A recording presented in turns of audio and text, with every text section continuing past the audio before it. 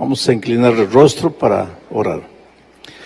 Padre amado que estás en los cielos, gracias Señor por todo lo que hemos aprendido este día, por todo el cuidado, la protección, la compañía de tus ángeles, tu espíritu moviéndose, preparando la mente, el corazón de tus hijos para recibir tu palabra. En este momento suplicamos una vez más que nos hables a través de lo que has dejado escrito. En el nombre de Jesucristo. Amén. Muy bien, hermanos. Como les dije, cada noche vamos a estudiar la vida de un personaje bíblico.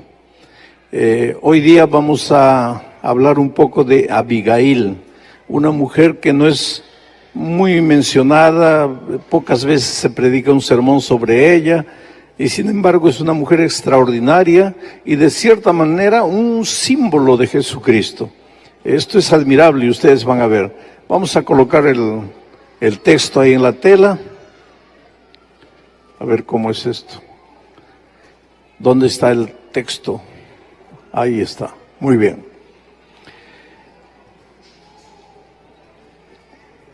La historia toda está en el capítulo 25 del primer libro de Samuel. Pero naturalmente no tenemos tiempo para leer. Podríamos ir analizando versículo por versículo para sacar las lecciones apropiadas para nuestra vida. No tenemos tiempo, el capítulo es largo. He seleccionado algunos versículos para extraer lecciones que pueden ser aplicadas a nuestra vida. Dios nos habla a través de su palabra, pero tienes que estar atento a su voz. Cuando se estudia la Biblia, es como cuando se come.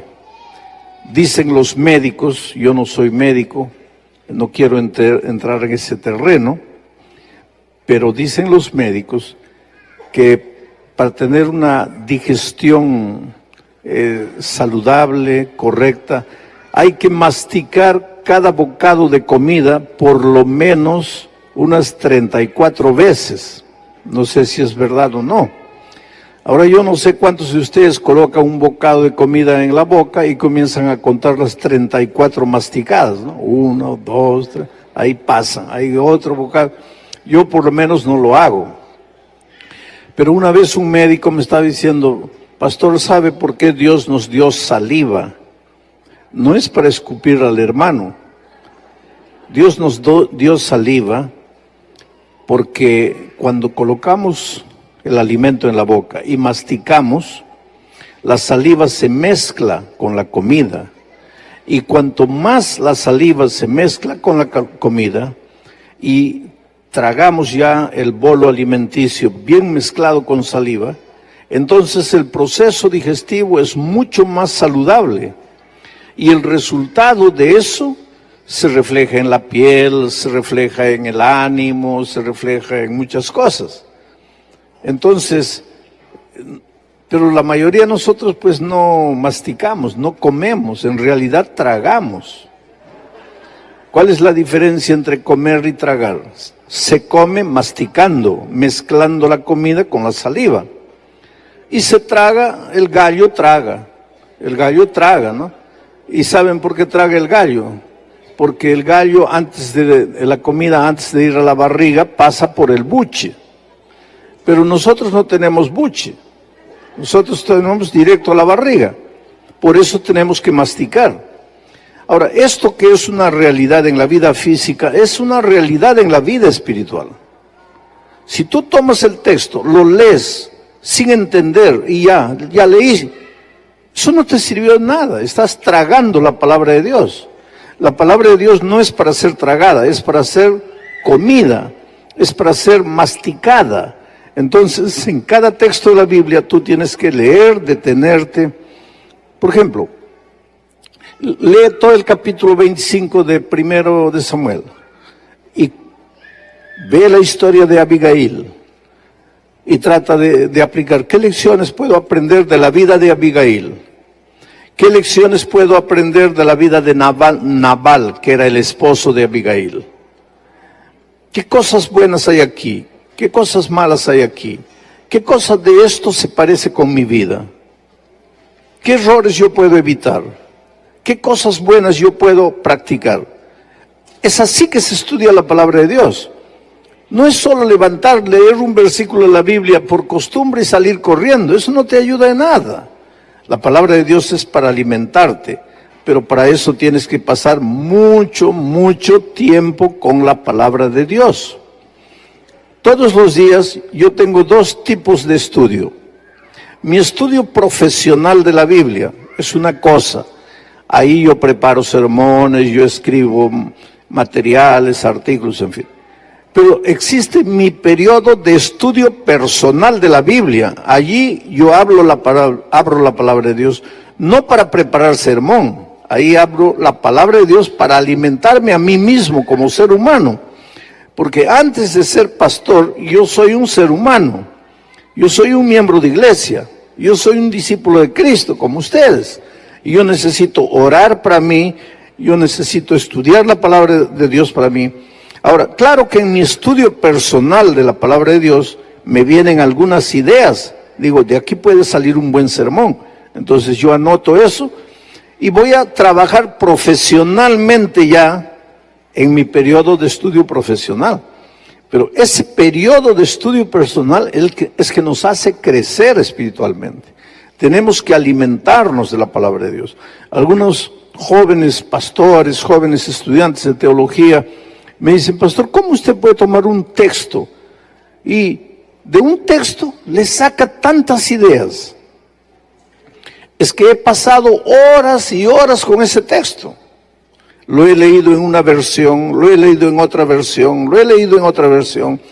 He ido al griego o al hebreo, he analizado la palabra, he leído la cultura de aquel tiempo, he leído lo que el comentario de la hermana White dice con relación a ese texto, he leído lo que los otros comentarios dicen, y entonces tengo pues un panorama completo del texto. Hay que pasar mucho tiempo con la palabra de Dios. Predicar no es abrir la Biblia y comenzar a hablar cualquier cosa que te viene en la hora.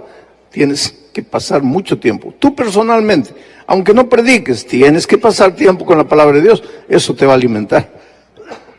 Bueno, el capítulo es largo, pero yo he seleccionado algunos versículos. El versículo 3 dice, porque el versículo 1 empieza diciendo, había un hombre muy rico, y después describe la riqueza, tenía muchos carneros, tenía mucho ganado, un hombre rico.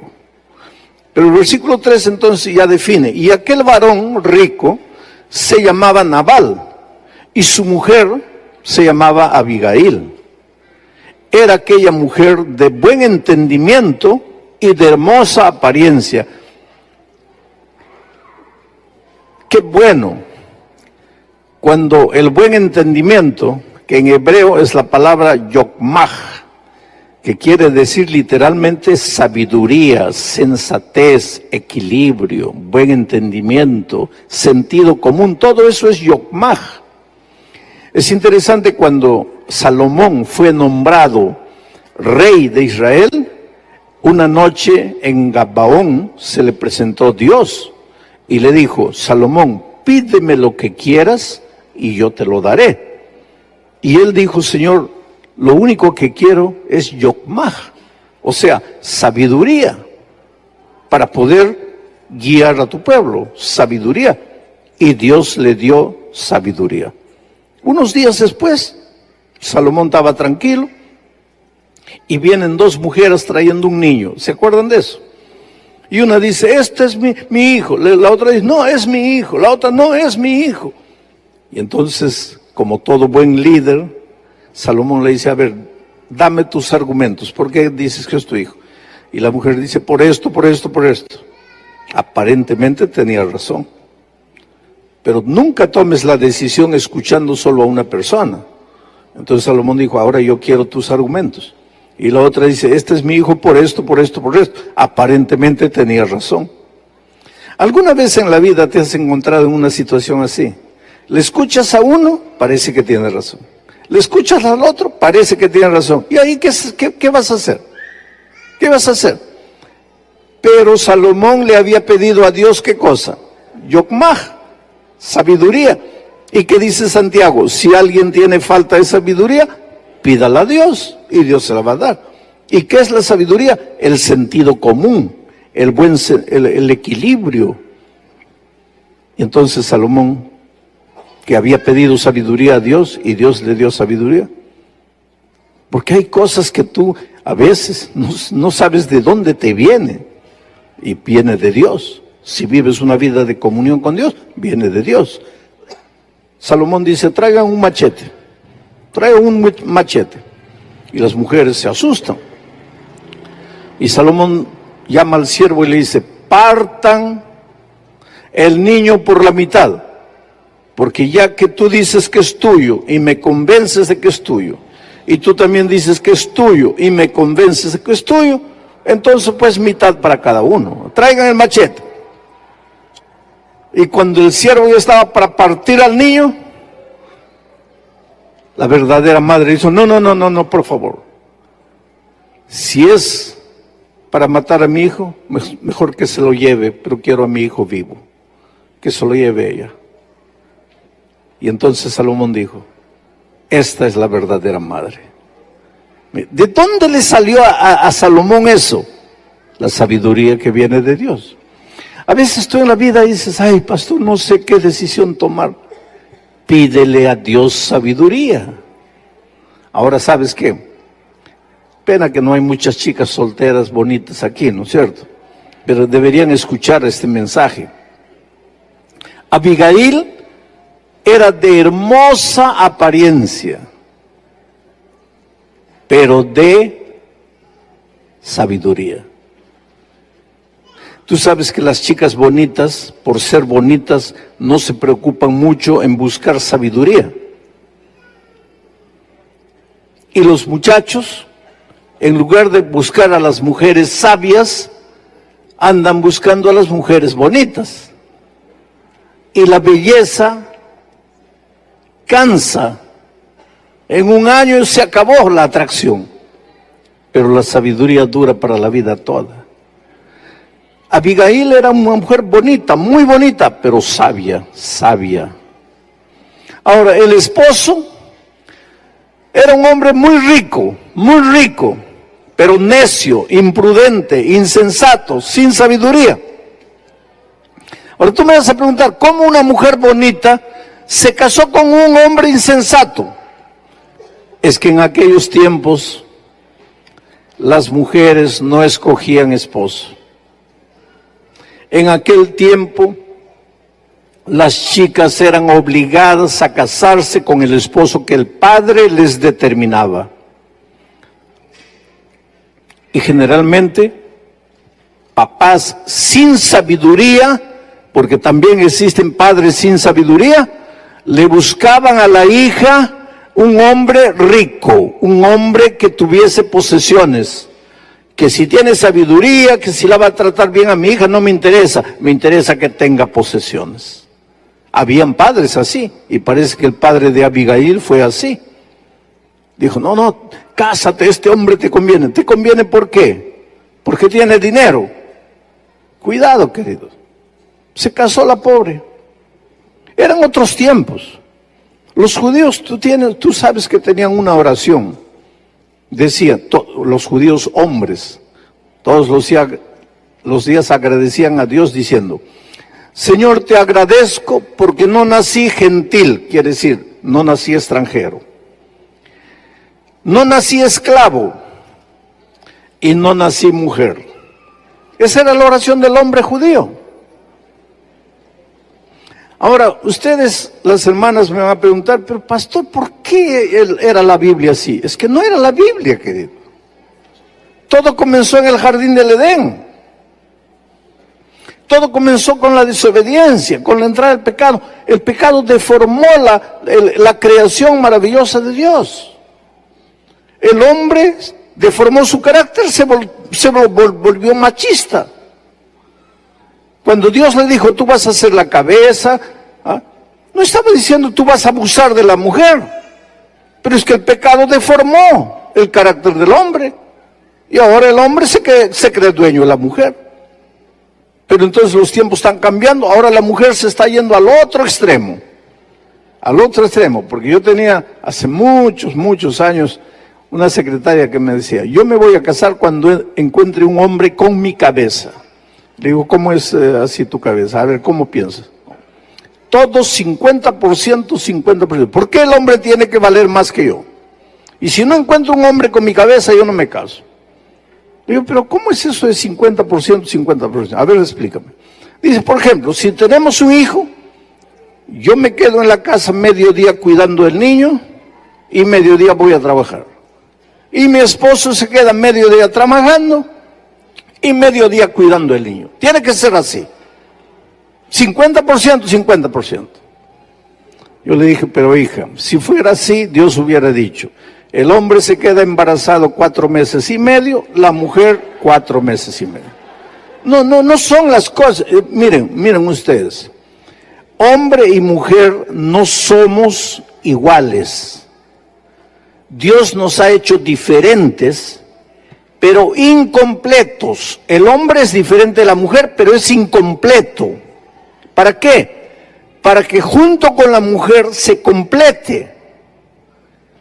Yo no les voy a dar una clase esta noche de la teología del ser humano, pero teológicamente el hombre solo no es completo, la mujer sola no es completa. Cuando están juntos están completos, son un ser humano completo, separados son incompletos. ¿Pero quién vale más? Nadie vale más. Los dos son iguales. Pero el pecado entró y deformó todo. Y en los tiempos de Abigail, la pobrecita ya no podía escoger esposo, los papás le escogían, y padres sin sabiduría le escogían un marido rico, pero necio, torpe, malo. Pero Abigail es la mujer que nunca se conformó con una situación de desorden. Querida, la vida te puede maltratar, las circunstancias pueden ser difíciles, pero nunca te contentes con aceptar lo que no está correcto. Y te voy a ir hablando de eso un poco más adelante. Bueno, aquel varón se llamaba Nabal, su mujer Abigail. Era aquella mujer de buen entendimiento, de yokmaj, de sabiduría y de hermosa apariencia. Pero el hombre era duro y de malas obras. Y era del linaje de Caleb. Interesante. Ayer predicamos de Caleb. ¿Fue un grande hombre o no? Pero tú no sabes lo que tu nieto va a ser. Ese es el asunto. En la genealogía de Cristo en Mateo capítulo 1, tú ves que a veces de un hombre bueno sale un hijo malo, de un hijo malo sale un hijo bueno. Nosotros nunca sabemos. Por eso ayer alguien me hizo, o esta mañana alguien me hizo una pregunta, ¿qué hacemos si los hijos crecen y ya quieren hacer lo que quieren? Querido, tú cumple con lo que Dios te ha dicho, instruye al niño en el camino en que debe andar. Cuando fuere viejo, él va a tomar sus decisiones. Pero tienes que tener en cuenta una cosa. Aunque parezcas que se ha olvidado de la palabra de Dios, la palabra de Dios está en ese corazón. Puedes parecer que ya murió, no murió, la palabra de Dios nunca muere, está ahí. Y en un momento de desesperación, tú vas a ver cómo Él va a volver los ojos a Dios. Por eso, cuando los hijos crecen, solo te resta hacer 2 cosas. Primero, orar. Y segundo, llorar. No te queda más otra.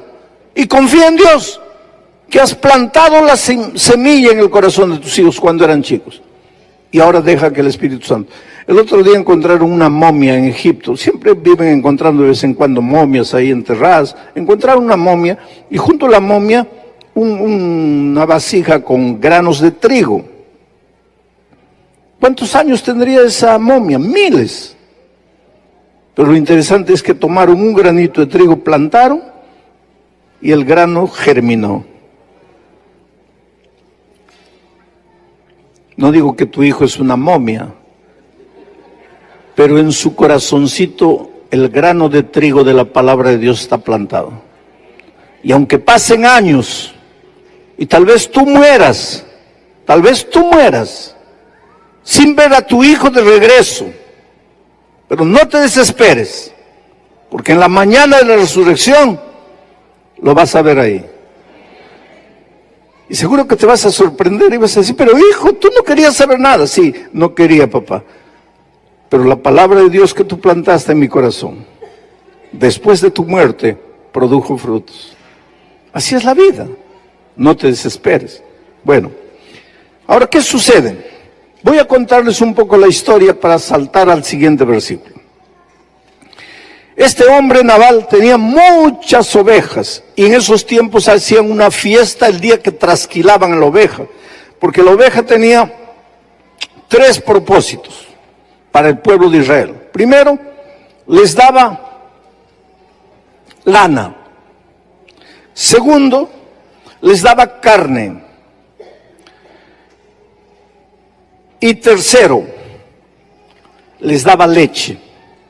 Eso sin contar con el aspecto espiritual, porque la oveja era criada también para el sacrificio en el ceremonial de Israel. Pero yo estoy dejando al lado el aspecto espiritual. Básicamente les daba lana, les daba carne y les daba leche. Una vez por año trasquilaban a las ovejas, les sacaban la lana. Y ese día hacían fiesta, mataban corderos, preparaban pan, era una fiesta, había comida hasta sobrar. David estaba huyendo en esos tiempos del rey Saúl, y pasaba por ahí cerca como a unos 15 kilómetros tal vez, de donde estaba Nabal haciendo la fiesta de la trasquilada de las ovejas. Y David estaba con hambre, sus soldados estaban con hambre, él estaba escapándose del rey Saúl que quería matarlo. Entonces David se enteró que Nabal estaba haciendo fiesta. Tiempos atrás, pastores de Nabal, por una circunstancia, pasaron por un momento difícil y David les ayudó. Les dio comida, les dio pan, les dio agua, los protegió. Años después, 2 años después, David estaba escapando del rey Saúl, estaban con hambre, no tenían que comer y se enteraron que Nabal a 15 kilómetros estaba haciendo fiesta y había mucho pan. Entonces David escogió 10 jóvenes y les dijo, por favor vayan a Nabal y díganle, somos gente de David, el hombre que le dio ayuda a tus pastores, que los protegió, que los defendió. Pídanles algo de comer. Y entonces pues los muchachos fueron, 10 jóvenes, fueron a Nabal y le dijeron como el rey le había dicho, mira, en el pasado David ayudó a tus pastores, los protegió, los defendió, ahora nosotros estamos escapando del rey y por favor ayúdanos, danos un poco de pan. Y este tonto pues era, como dice, era hombre duro, de malas obras, hombre tonto, imprudente, sin sabiduría, hombre duro, sin corazón, había recibido favores, no quería devolver los favores. Hace una pregunta, ¿y quién es David para que yo le sirva? ¿Quién es David para que yo lo ayude? Los pobres muchachos volvieron y le dijeron a David, oye, no quiere ayudarnos. La ira de David se encendió, porque David era el ungido de Dios, iba a ser el rey de Israel. Todavía el incidente de Betsabé no había sucedido, eso sería un accidente más adelante. Mañana vamos a hablar de eso. Pero David era un hombre de Dios, había sido escogido para ser el rey de Israel, y se encendió su ira. Ahí viene la pregunta. Hombre de Dios se le enciende la ira. Pues es que el hombre de Dios todavía está peregrinando por este mundo. Y por eso a veces se nos enciende la ira. Y entonces cuando se le encendió la ira, dio una orden. Agarre cada uno la espada, vamos a ir y vamos a matar a esos ingratos. El hombre de Dios no procede de esa manera. Y ahora quiero que entiendas. Hasta un anciano de iglesia, hombre de Dios, a veces pierde los papeles. Pero el hecho de que sea ser humano y pierda los papeles no quiere decir que tiene que seguir perdiendo los papeles. Encuentra tus papeles, querido. No puede ser justificación que ¿perdiste los papeles? Sí, pero en cada junta estás perdiendo los papeles, espera un poco. El hombre de Dios tiene que ir creciendo. Ese es nuestro tema del seminario de la mañana. Tienes que ir creciendo cada día más semejante a Jesús. Cada día dejas de ser hijo del trueno para convertirte en el discípulo del amor. Tienes que ir creciendo. David fue creciendo, pero todavía no había ocupado el reino. Saúl todavía estaba vivo. Era un ungido de Dios, pero joven. Torito joven, rebelde. Tenía que aprender a ser manso y humilde de corazón. Aunque ungido de Dios, toro rebelde, se le encendió la ira. ¡Vamos a matar! Y ya venían a matar a Nabal, a toda su gente, por ingratos. Pero ahora viene este versículo maravilloso. Cuando David estaba viniendo con sus guerreros para matar, un siervo de Nabal corrió donde Abigail, la esposa, y le dijo: tu esposo acaba de hacer una tontería. ¿Qué tontería? David vino, mandó sus 10 jóvenes para pedir ayuda y tu esposo no los ayudó. Y ahora David viene armado hasta los dientes y va a acabar con todos aquí. Entonces, la mujer prudente, sabia, sensata, pasó toda la noche guisando corderos y preparando panes de higos. Y a la madrugada se levantó y se dirigió al encuentro de Nabal. ¿Para qué venía Nabal? Para matar. ¿A quién? A un pecador miserable. ¿Merecía morir ese pecador miserable? Sí. En aquel tiempo, el que la hacía, la pagaba. Ojo por ojo, diente por diente. Esa es la ley de aquellos tiempos. ¿Ese hombre era duro, malo, perverso? Sí. ¿Merecía morir? Sí. ¿Venía la muerte? Sí. Pero aparece la mujer ahora. Mira, montando un asno. Ahora dime una cosa. Piensa en Jesucristo. ¿Cómo entró a Jerusalén ya para entregarse a la muerte? ¿Cómo entró? Y ahora mira aquí a Abigail, montando un asno. Descendió por una parte secreta del monte. Ahora dime, ¿dónde murió Jesucristo? En un monte. ¿A dónde fue Abigail? A un monte. ¿Dónde estaba el monte donde Cristo murió? En Jerusalén, en el Calvario. ¿Cómo entró Jesús? Montando en un asno que nunca había sido montado.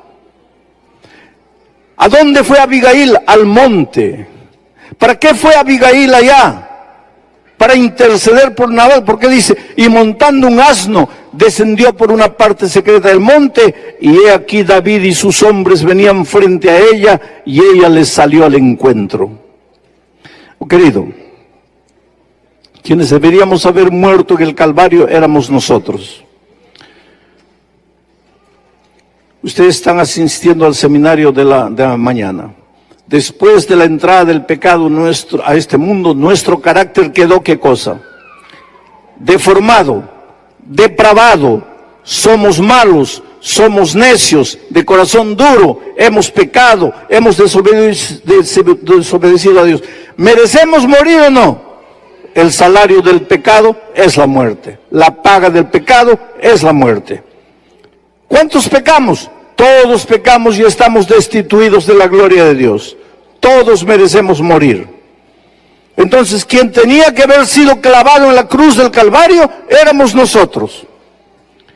Ahí venía el diablo al Calvario para matarnos a nosotros. Pero ahí va Jesús para sustituirnos, para ocupar nuestro lugar, para morir por nosotros. Ahora mira lo que hace Abigail. Ella llega allá al monte, montada en un asno, se encuentra con David. Y cuando Abigail vio a David, se bajó prontamente del asno y postrándose sobre su rostro delante de David, se inclinó a tierra.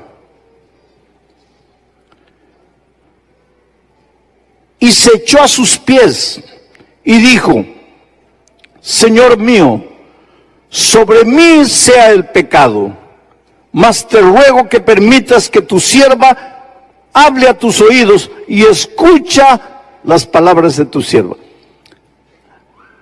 Es admirable, porque nosotros predicamos muchos sermones de Moisés cuando Dios dijo: voy a matar a todo el pueblo. ¿Y qué dijo Moisés? Señor, rasga o saca mi nombre del libro de la vida, pero perdona al pueblo. Y ahí Moisés se levanta como un símbolo de Jesucristo. Ahora esta mujer, y yo creo que nunca la has presentado como un símbolo de Jesucristo, pero aquí esta mujer se presenta: nosotros merecemos morir. Ahora ella se presenta: Señor mío, mátame a mí, yo he pecado. ¿Qué había pecado? Mira, Señor mío, sobre mí sea el pecado. ¿El pecado de ella? ¿Qué había hecho ella para merecer morir? ¿Quién había pecado? El bruto de Naamán, de Nabal. Ese tenía que morir. Pero ella dice: sobre mí sea el pecado. ¿El pecado de quién? ¿Qué es lo que hizo Jesús en el Calvario? Sobre mí sea el pecado. ¿El pecado de quién? De nosotros. Hombres de corazón duro, perversos, depravados, en las palabras de Elena White. ¿Cómo encajan las cosas de manera maravillosa, querido? Ahora mira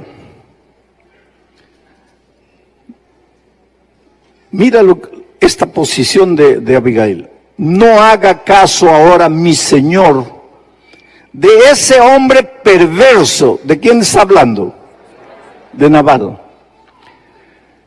No haga caso ahora, mi señor, de ese hombre perverso, de Nabal, porque conforme a su nombre, así es. Él se llama Nabal, y la insensatez está con él. Mas yo, tu sierva, no vi a los jóvenes que tú enviaste, porque si yo los hubiera visto, yo les hubiera dado comida. Pero el bruto de Nabal, el insensato, el perverso de Nabal no vio. Ahora, queridos, ¿quién era Abigail con relación a Nabal? ¿Quién era? ¿Qué era de Nabal? ¿Y la esposa no debe proteger al esposo? ¿Pero cómo lo obligó? Te voy a contar. Este hombre era anciano de iglesia, un hombre bueno, un hombre que quería servir a Dios, un hombre conservador, un hombre admirado, un hombre respetado por la iglesia, pero infelizmente perdía los papeles constantemente. ¿Y qué es lo que había sucedido? Un sábado de mañana predicó un sermón bonito, llevó muchos espíritus de libros del espíritu de profecía, porque en ese tiempo no había slide, no había esas cosas. Llevó 4 o 5 libros, leyó que el cristiano debe ser así, que el mundo está entrando a la iglesia, porque esto, porque aquello, porque lo otro. Y después fueron a almorzar y la esposa sirvió el almuerzo y pues el arroz no estaba muy bien cocinado. Entonces cuando él metió el arroz a la boca y vio que estaba medio crudo, habló una palabra horrible, fea, que un cristiano nunca debería hablar. Y la esposa lo mira y le dice: pero hijo, acabas de predicar un sermón tan bonito y solo porque el arroz no me salió bien hablas esa cosa fea. ¿Para qué? Perdió los papeles, agarró la vasija de arroz, ¡pah!, al suelo.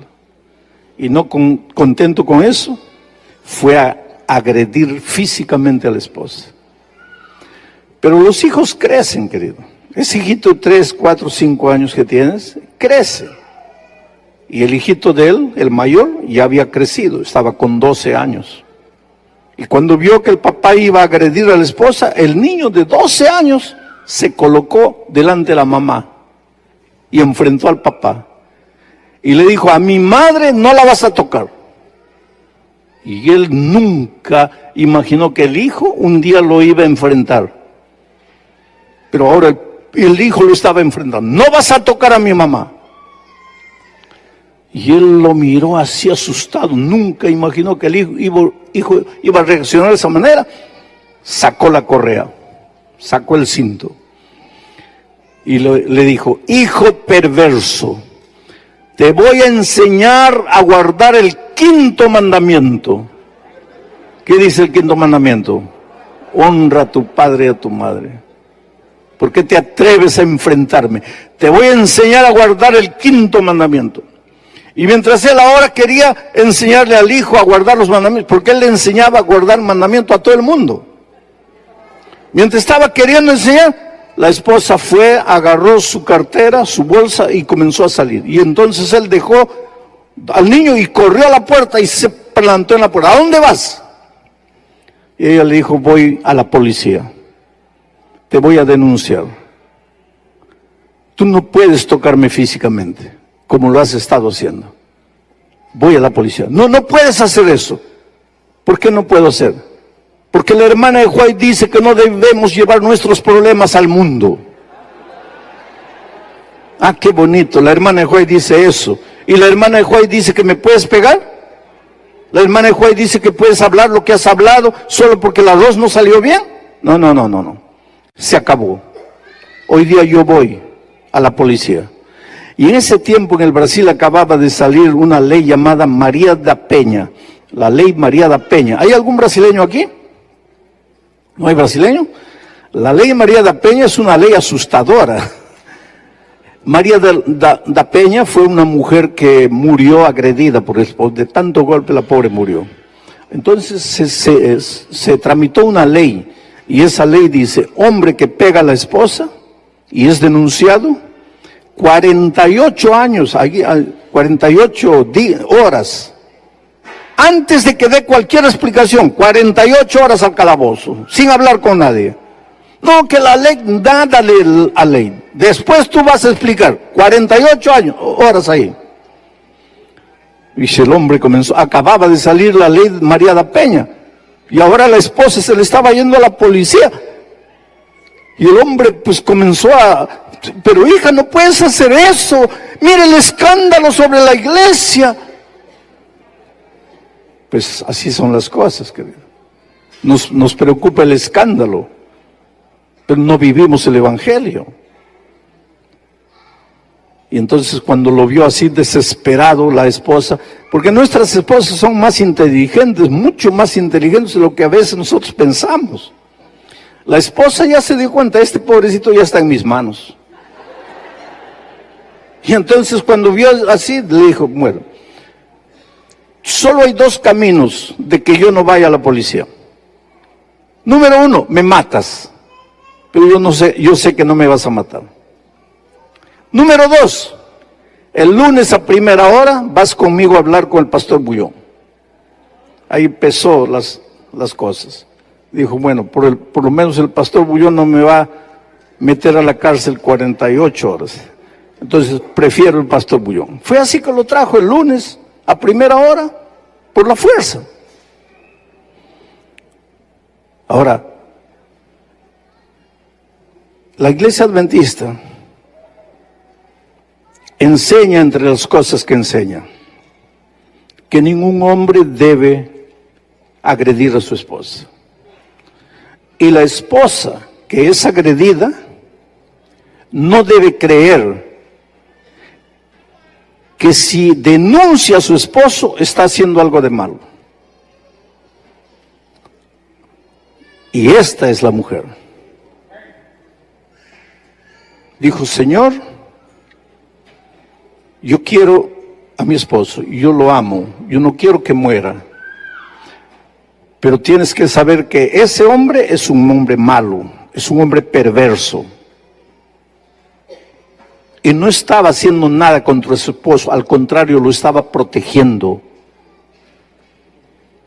El evangelio, querido, llega para libertarte, no solo del pecado. El evangelio te liberta de la ignorancia, de la mediocridad, de la esclavitud social, financiera. El evangelio te da alas para volar,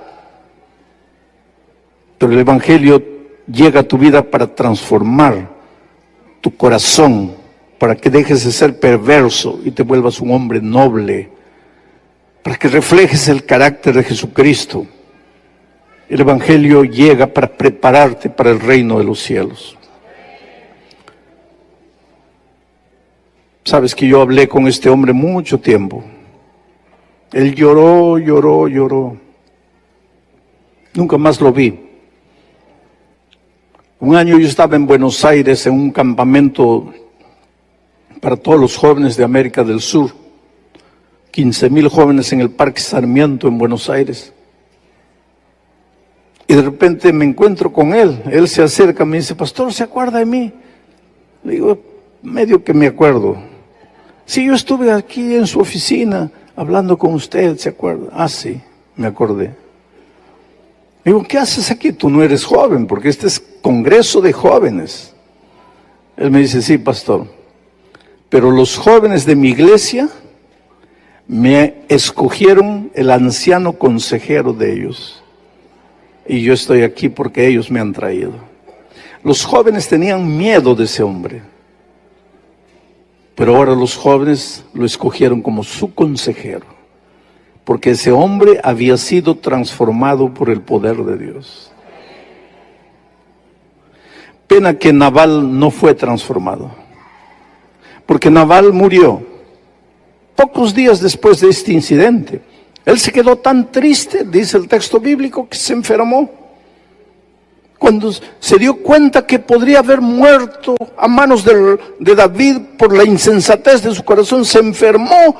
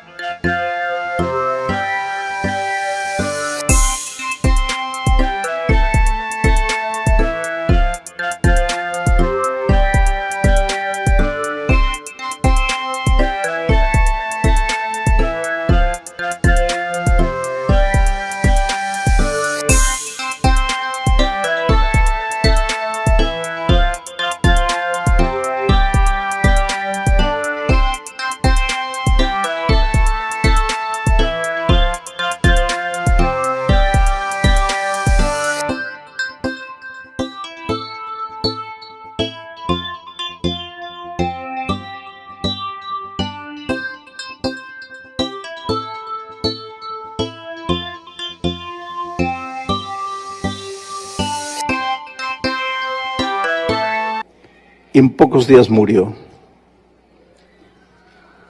Cuando el rey David se entera que Abigail se quedó viuda, mandó mensajeros a Abigail y le dice, yo quiero que seas mi esposa.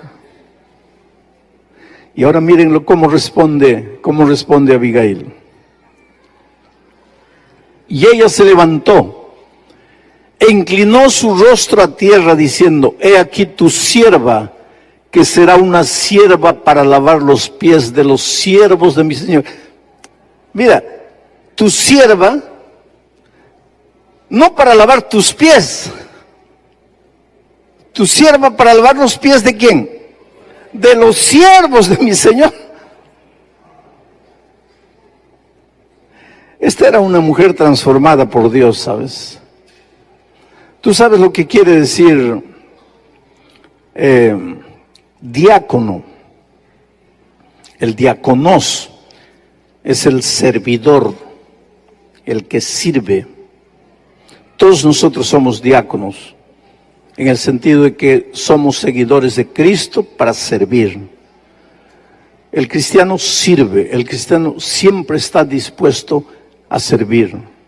El verdadero líder sirve. Hay un concepto equivocado de liderazgo. Liderazgo líder no es el que manda, no es el que da órdenes. Líder no es jefe, líder no es patrón, líder no es sargento, líder no es capataz. Líder es el que sirve. Y sirve tanto que las personas quieren seguirlo. Y entonces el líder lleva a las personas a donde él quiere, porque las personas lo siguen. Si tú eres oído y obedecido, mira, si tú eres oído, amado y seguido, tú eres un líder. Pero si tú solo eres oído y obedecido, tú eres un dictador, tú eres un sargento, tú eres un capataz, pero no eres líder. Todo esposo tiene el deber de ser líder en su casa. Ser seguido por amor. ¿Por quién? Por la esposa y por los hijos. Porque Dios ha establecido al esposo como cabeza de la casa. No es que es superior a la esposa y a los hijos, pero alguien tiene que dirigir todo grupo humano. En la iglesia el pastor, en la ausencia del pastor el anciano primero, en el país el presidente, en la familia el padre, todo cuerpo organizacional tiene alguien que tiene que dirigir. Dios ha establecido bíblicamente que es el esposo. El esposo es un líder, pero para ser líder tienes que conquistar el corazón de la esposa y de los hijos, que ellos voluntariamente quieran seguirte. Tú tienes que volverte el héroe de tu casa, el héroe. La esposa y los hijos tienen que admirarte, tienen que creer que tú eres lo más fabuloso que existe en el mundo. Cuando has llegado a conquistar a tu familia de esa manera, eres el líder que Dios quiere que seas en tu casa. Cuando en la iglesia eres el anciano que todos aman, que todos admiran, que todos quisieran ser igual a él, ahí eres el líder de la iglesia. Entonces tú no te limites a ser un anciano que da órdenes, que manda, no. Sé un anciano que inspira, un anciano que las personas quieren seguirlo, quieren ir a donde él va. ¿Y por qué todo eso? Porque tenemos un líder así, que es Cristo, que siendo el Hijo de Dios, habiendo bajado a esta tierra, agarró la toalla y el lavatorio de agua para lavarle los pies a los hombres pecadores. Por eso es que yo digo que esta mujer es un símbolo de Cristo. Porque cuando dice, yo voy a lavar no solo tus pies, voy a lavar los pies de tus siervos. Esa es la mujer. Ese es el espíritu de Cristo. Ese es el espíritu que debe tener todo cristiano. Servir y no ser servido. Ahora, esto, querido, es fácil de predicar, pero no es fácil de vivir. Alguien un día me dijo que el lugar donde todos se vuelven santos es aquí. Este metro cuadrado aquí. Cuando entras aquí, te vuelves santo. Cuando sales de aquí, ahí es el verdadero ser humano. Por eso yo siempre digo que predicarles para ustedes, que no me conocen mucho, porque conocen mi cara, saben que no tengo cabello, esas cosas ustedes saben. Pero ustedes no me conocen por dentro. Entonces predicarles a ustedes es fácil.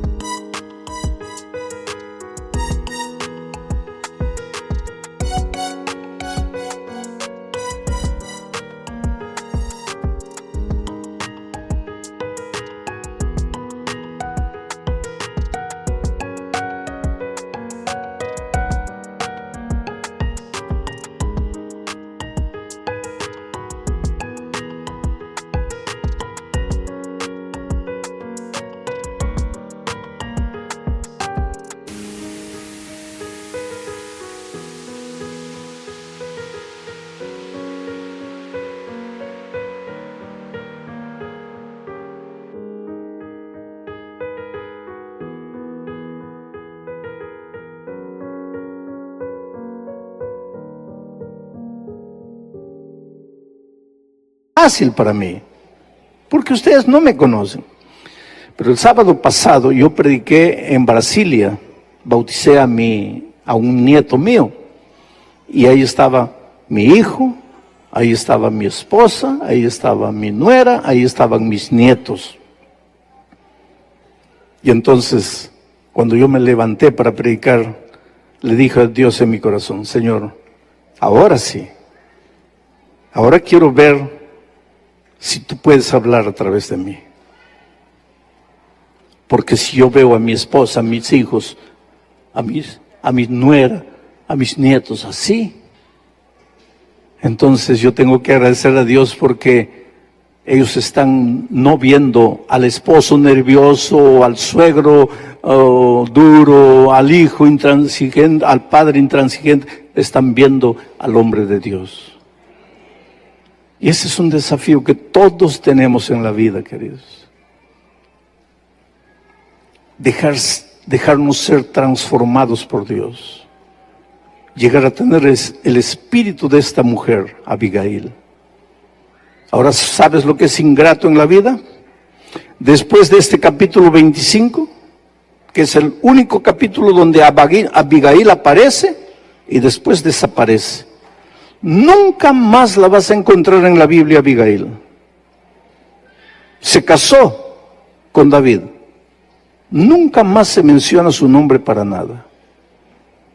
¿Qué fue de la vida de ella? No importa. No importa. Pero cuando lleguemos al cielo, por lo menos yo quiero conocer a Abigail. Y le voy a decir a Abigail, leí tu historia en el capítulo 25 de primero de Samuel y me inspiró. Me sentí tan inspirado que prediqué un sermón en el campestre Soquel y te mostré como un símbolo de Cristo, porque tu sabiduría me inspiró, porque tu sencillez, tu humildad me inspiró a ser como tú, porque tú fuiste como Jesús. ¿Cuántos quisieran decirle esta noche, Señor, hazme humilde, hazme sabio, hazme simple? Gracias, Padre querido, por tu palabra. Gracias por esta noche. Gracias por tu cuidado a lo largo del día, todo lo que hemos aprendido. Oh Señor, que todo sea semilla plantada en el corazón y que tu Espíritu haga germinar esa semilla. Danos ahora una noche de descanso en tus brazos de amor, seguros de que mañana